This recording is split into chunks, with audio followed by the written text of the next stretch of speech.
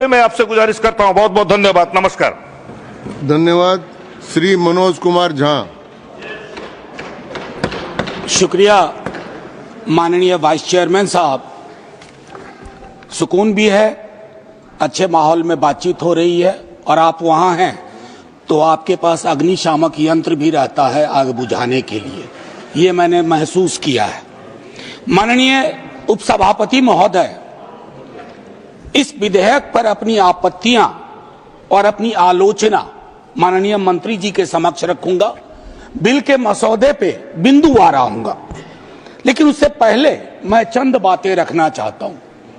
वो ये है माननीय वाइस चेयरमैन साहब, क्योंकि किसी भी आर्टिकल को जब हम पढ़ते हैं संविधान की इस किताब में कि 14 क्या कहता है, 25 क्या कहता है, 26 क्या कहता है, उसकी इबारत पढ़ने से पूर्व कॉन्स्टिट्यूएंट असेंबली की डिबेट को देखना चाहिए कि उस आर्टिकल के बनने में किस तरह के विचार आए थे। संभवतः माननीय मंत्री जी अगर आर्टिकल 26 ए बी सी की पूरी प्रस्तावना को, उस डिबेट को पढ़ते तो शायद उनका काम एक नॉन स्टैट्यूटरी बॉडी से भी चल जाता, बशर्ते इसके कि इस तरह की चीजें लाएं। आज के आपके समक्ष जब बोल रहा हूं, मेरे पार्टी के राष्ट्रीय अध्यक्ष एम्स में इलाजरत हैं, लेकिन वो गौर से देख रहे होंगे। कल उनके एक वीडियो को कट करके खूब चलाया गया। सर, पूरा संवाद तो देखिए, और अगर उन्हीं को चलाना है तो उनकी तो न्याय, सामाजिक सौहार्द के बारे में इसी पार्लियामेंट में बहुत सारी स्पीचेज हैं, उसको सुना जाए। बहरहाल सर, मैं क्यों कह रहा था आर्टिकल के बनने की बात, होता यूं है सर, यूनिफॉर्म सिविल कोड पे बहुत चर्चा हुई, आर्टिकल 44, लेकिन कहा कि देश का माहौल तकसीम के बाद, पार्टीशन के बाद, बंटवारे के बाद ट्रस्ट डेफिसिट था समुदायों के बीच में, तो उसको सेल्व किया गया, डायरेक्टिव प्रिंसिपल्स में रख दिया गया। जैसे संपत्ति के बंटवारे की बात, आय के असमान वितरण की बात भी डायरेक्टिव प्रिंसिपल्स में आई, 38(2) एंड 39 क्लॉज सी। मैं जानता हूं आज दोनों ही पक्ष आए हैं तैयारियों के साथ, हम गर्दनों के साथ हैं, वो आरियों के साथ। मैं आपके माध्यम से माननीय वाइस चेयरमैन साहब, कोई बात तलखी में नहीं बोलूंगा। किसी को आरी लेकर सदन में प्रवेश करने की अनुमति नहीं है। बिल्कुल सर, आप जिंदाबाद रहें। सर एक चीज, देश का माहौल, और ये मैं गंभीरता, गर्दन लेकर आ सकते हैं जी, आरी लेकर नहीं आ सकते। सर, देश का माहौल कैसा है इस पे एक नजर डाला जाए।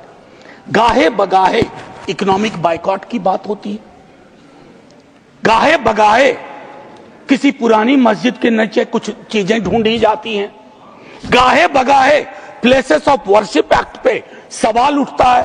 सर, इस तरह के माहौल में आपके बिल का कंटेंट और आपके बिल का इंटेंट दोनों सवालिया निशान खड़े करता है। यह महत्वपूर्ण है। चिंता इस बात की नहीं है, अभी चुन के आए हैं, हम भी चुन के आए हैं, लेकिन चुन के आने के बाद बहुमत, विजडम की गारंटी नहीं होता है। आप लोग अक्सर ये सोचते हैं कि बहुत बड़ी बहुमत है तो सारा विजडम आप ही के पास है। सर, माननीय सभापति महोदय, खान पान, वस्त्र, आभूषण, भाषा, इबादत, इतनी तकरार, उसमें क्या होता है ना, एक समुदाय को लग रहा है। सर, मैं आपके माध्यम से एक चीज कहना चाहता था। मेरी भतीजी ने मुझसे, मुंबई अभी गया था, पूछा काका मार्जिन क्या होता है, तो मैंने उसको बताया कि बचपने से हम लोगों को कॉपी में मार्जिन छोड़ने के लिए बताया जाता है, हाशिया। सर, हमें आदत बन गई है हाशिए पे लोगों को छोड़ने की, हम लगातार समुदायों को हाशिए पे छोड़ रहे हैं। माननीय उपसभापति महोदय, मैं ये कहूंगा, प्रेमचंद ने एक कहानी लिखी थी, ईदगाह, हमारे सारे साथियों ने पढ़ी होगी। ईदगाह में हामिद ने अपनी दादी अमीना के लिए चिमटा खरीदा। क्या हम में से कोई बता सकता है कि दुकानदार हरिंदर था या सोहाबुद्दीन था? कोई नहीं बता सकता। लेकिन आज क्या चल रहा है, हामिद खरीदेगा तो वही खरीदेगा, हरिंदर खरीदेगा तो वो हरखू के पास जाएगा। सर, ये चीजें मतलब मैं तो ये कहूंगा कि कुछ चीजें एक दूसरे से ऐसे वाबस्ता होती हैं कि उन्हें अलग अलग देखने को जी नहीं चाहता, उन्हें अलग अलग। Please request you don't disturb him. मैं सिर्फ ये कहना चाहता हूं, कुछ चीजें एक दूसरे से ऐसे वाबस्ता होती हैं कि उन्हें अलग अलग देखने को जी नहीं चाहता। सर, इस देश के हिंदुओं को मुसलमानों की आदत है, मुसलमानों को हिंदुओं की आदत है, और ईसाइयों को, सिखों को हिंदुओं और मुसलमानों की आदत है। ये आदतें मत बदलवाइए, ये आदतें मत बदलवाइए।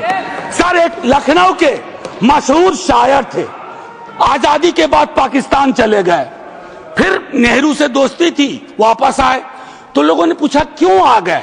बोला यार बहुत मुसलमान थे यहाँ, लखनऊ का हूं, मिला जुला देखने की आदत थी। ये मैं बता रहा हूं, मैं बता रहा हूं सर कि ये चीजें महत्वपूर्ण है। आज सुबह से कई बार लाइटर वैन में कहा गया सौगात और तोहफा।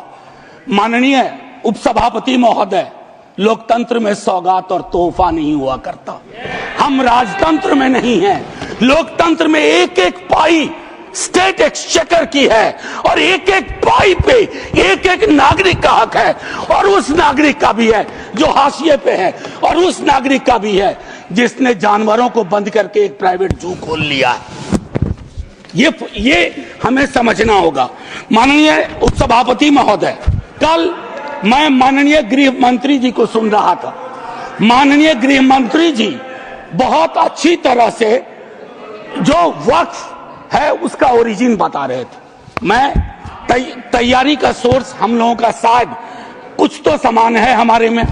तो वक्फ जो है अरबिक का शब्द है, वक्फा से निकला, मान लिया, और इसका मतलब है कि रिलीजियस जो पवित्र कोई काम हो, दान हो, धार्मिक काम हो, उसमें इसका इस्तेमाल हो।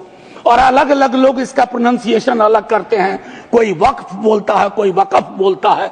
ये अलग अलग धाराएं हैं इस देश की।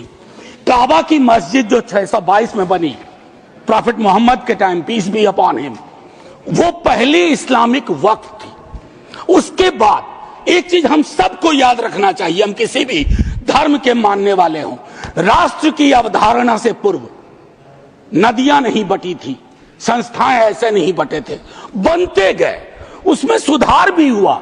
आप पहली बार सुधार नहीं कर रहे हैं, इसमें सुधार आगे भी होगा। मैंने कहा ना कि दिक्कत होती है कि जब आपका इंटेंट और आपका कंटेंट दोनों मैच करता है तो डर लगता है, क्योंकि उस समुदाय के बारे में मैं एक बात जरूर कहूंगा। इस बिल को, चूंकि बिल के कुछ बिंदुओं पे आऊं उससे पहले, बाबा साहब भीमराव अंबेडकर को इन्वोक किया गया है, और मैं चाहूंगा बाबा साहब भीमराव अंबेडकर, उन्होंने एक लाइन कही थी, उसको बार बार पढ़िए। Democracy is incompatible in inconsistent with isolation and excluding minority communities. You have to look at honourable minister from the angle of isolation and exclusion. और ये दोनों चीजें बहुतायत में हैं और अलग अलग जगहों पे हैं। सर, जमीन के साथ किसी व्यक्ति और किसी कौम का क्या रिश्ता होता है, इसको भी समझने की जरूरत है। सच कहूं तो कई बार एहसास ये भी होता है कि with this bill, is it a legal cover for bulldozer? That scares me as a citizen of this country. कमाल की बात है, मुसलमान शहरों में रहे, घेट्टो, गांव में गया घुसपैठिया, और उनकी संस्थाएं, उनके बारे में जिक्र हो, कहा कि उसमें तो ओपेक नहीं है, सस्पेक्ट है। कॉन्स्पिरेसी के टोन में बात होती है, कॉन्स्पिरेसी के टोन में। सर, ये उचित नहीं है। आज ही आप ही के सदस्य कहते हैं, राधा मोहन जी, कि 20 करोड़ मुसलमान। सर, अगर एक घर में एक सदस्य मुसलमान है, क्या आप उसको एलिनेट होने दीजिएगा या उसको जोड़ के रखिएगा? उसकी शिकायतों को और उनसे जो शिकायतें हैं वो कैसे दूर होंगी? बैठ करके दूर होंगी। किसी को डॉग विसिल पॉलिटिक्स का उपकरण बना करके अगर आप अलग करना चाहोगे तो वो उचित नहीं है। माननीय उपसभापति महोदय, आपने कहा, मेरे कई सदस्यों ने कहा, नॉन मुस्लिम्स को, मैं तो बड़ा तारीफ करूंगा, खड़ा हो जाऊंगा पक्ष में। अगर इतना सेक्युलर मिजाज इस देश का कर दीजिए कि हर धर्म के संस्थाओं में दूसरे धर्म के लोग हों, इस्लामिक कम्युनिटी में डालिए तो हिंदू में डालिए, सिखों में डालिए, क्रिश्चियंस में डालिए, तब न बात होगी। या सिर्फ तय कर लिया कि सारे प्रयोग या सारा संयोग मुसलमानों को लेकर के होगा, यह उचित नहीं है माननीय उपसभापति महोदय। इसमें क्या है, मैं दूसरी चीज कहूंगा कि संपत्ति वक्फ की है अतिक्रमण के पंजीकरण के संदर्भ में। मेरे संजय जी कह चुके हैं, आपकी खुद की एफिडेविट है कि कितना डिजिटलाइज हो गया है, कितना इंक्रोचमेंट हुआ। एक छोटी सी बात कहूंगा कि एक बहुत बेहतर चीज आपने कही थी और मैंने नोट किया था सर, एक कायदे से, सॉरी, नहीं ढूंढने में जो समय लगेगा, नहीं सर, नहीं मिल गया सर, वो एक्चुअली एक मिनट सुनो सही सर, सुनो, ढूंढने में जो समय लगेगा उतना अतिरिक्त समय आपको मिलेगा। Thank you sir. इन्होंने कहा, अब देखिए कि 30 बरस में, प्लीज जयराम जी, 30 बरस में सिर्फ 8, सर मैं इस बोनहोमी को तो धन्यवाद कहता हूं, लेकिन इससे मुझ जैसे सदस्य को थोड़ी दिक्कत होती है अपनी बात रखने में। बाकी अपने प्यार के लिए बहुत जगह है इजहार के लिए। मैं सिर्फ ये कह रहा हूं 30 बरस में सिर्फ 8 केसेस आए। क्या कर रहे हैं हम सर? अब वक्फ बाय यूजर, ये बहुत इंटरेस्टिंग चीज है। किसी भी समुदाय की एक स्मृति होती है। माननीय सभापति महोदय, आप मुझे देखिए, मैं भी आप ही को देखूंगा। किसी भी समुदाय की एक स्मृति होती है। कोई मस्जिद कब से यूज में है, कागजात ढूंढोगे। मैं अभी अपने बिहार का अनुभव बताता हूं। हम बहुत छोटी जोत के किसान परिवार से आते थे, दादा के टाइम से। सर अभी वहां सर्वे हो रहा है, कागज हमें अपने घर में नहीं मिल रहा है सर, ये और सर्वे ही बंद कर दिया बिहार की सरकार ने। तो मैं ये कह रहा हूं कि पूरे समुदाय को कटघरे में खड़ा करने के लिए आप यूं ही एक आम अदना मुसलमान शहरी, अदरवाइज वो परेशान है।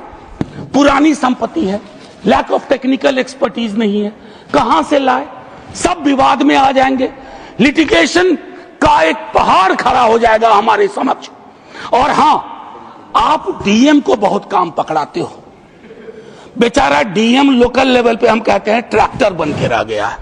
जितनी आपकी योजनाएं हैं, जयंत भाई की विभाग की योजनाएं हो, किसी की डीएम नोडल ऑफिसर, और हम ये मान के भी चलते हैं कि डीएम है तो ज्ञान का सारा भंडार उसके पास है।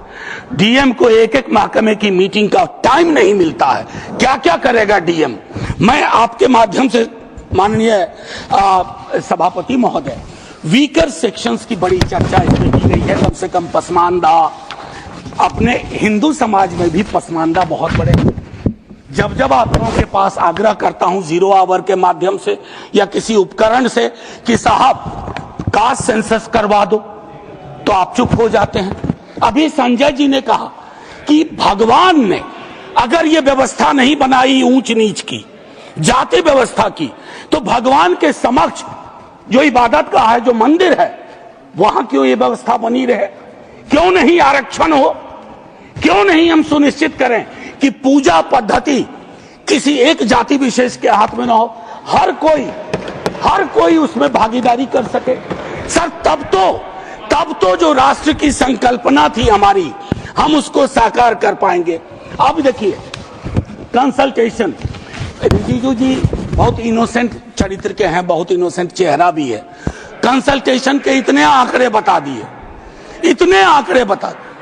अब भूपेंद्र जी आप उठते हैं, लगता है पॉइंट ऑफ ऑर्डर ले लीजिएगा। हाँ sir, consultation, there is absolute lack of consultation. Consultation is not about we called so many meetings. Consultation is about did you listen to them? सुना या सुना दिया? आप सुनते नहीं हो, सुनाते हो। इसको संवाद नहीं कहते हैं, संवाद का मतलब होता है दोनों चीजें। और एक चीज मैं कहूंगा और वही खत्म करूंगा, संस्थागत गैर मौजूदगी मुस्लिम्स की आप इंश्योर कर रहे हैं। मैं आज इतिहास के इस कालखंड में हूं, माननीय लीडर ऑफ द हाउस है, हमारे साथी है यहाँ, 2 मिनट के बाद मेरी कही गई बात भी हिस्ट्री हो जाएगी, इतिहास बन जाएगा। लेकिन मैं आपसे आग्रह करता हूं मंत्री जी, don't hurry up, don't hurry up. इस देश के मुसलमान का इस मिट्टी पे कर्ज है और इस मिट्टी का मुसलमान पे कर्ज है। इस कर्ज के रिश्ते को व्यापारी की नजर से मत देखिए, तिजारत की नजर से मत देखिए, क्योंकि अगर वो नजर आपकी नजर में बदलाव नहीं आएगा तो माननीय उपसभापति महोदय, सब कुछ हमारा बिखर के रह जाएगा। आखिरी 1 मिनट लूंगा। मैं सोच के आया था कि क्या कहूं, और मैंने ईदगाह का जिक्र इसलिए किया, एक नूर मियां की सुरमा का भी कर सकता था, विद्रोही जी ने लिखा, उनसे पहले केदारनाथ सिंह ने लिखा, लेकिन मैं अदम कोंडवी, गोंडा जिला उत्तर प्रदेश का आभार करते हुए मैं 2 लाइन पढ़ करके अपनी बात खत्म करूंगा। हिंदू या मुसलमान के लिए के एहसासात को मत छेड़िए, अपनी कुर्सी के लिए इस जज्बात को मत छेड़िए। हम में कोई हुण, कोई शक, कोई मंगोल, पता करना बड़ा मुश्किल है कौन कहां से, हम में से कोई हुण, कोई शक, कोई मंगोल दफन है जो बात, अब उस बात को मत छेड़िए। गलतियां बाबर की थी, जुम्मन का घर फिर क्यों जले। ऐसे नाजुक वक्त में हालात को मत छेड़िए। है कहां हिटलर, हलाकू जार या चंगेज खां, मिट गए सब, कौम की औकात को मत छेड़िए। छेड़िए एक जंग, छेड़िए एक जंग, मिलजुल कर गरीबी के खिलाफ। दोस्त मेरे मजहबी नगमात को मत छेड़िए। हाथ जोड़ करके, तो हाथ जोड़ के कहता हूं सर, इसको फिर से कंसल्टेशन के लिए भेजिए और एग्जीक्यूटिव के डिसीजन को कमतर करिए, एग्जीक्यूटिव के डिसीजन को, इन्फ्लुएंस को कमतर करिए। और पूरी दुनिया नॉमिनेटेड से इलेक्टेड पे जा रही है, आप इलेक्टेड से नॉमिनेटेड पे जा रहे हो। नॉमिनेटेड लोग बड़े खतरनाक होते हैं, ध्यान रखना सर। जय हिंद सर। धन्यवाद मनोज जी।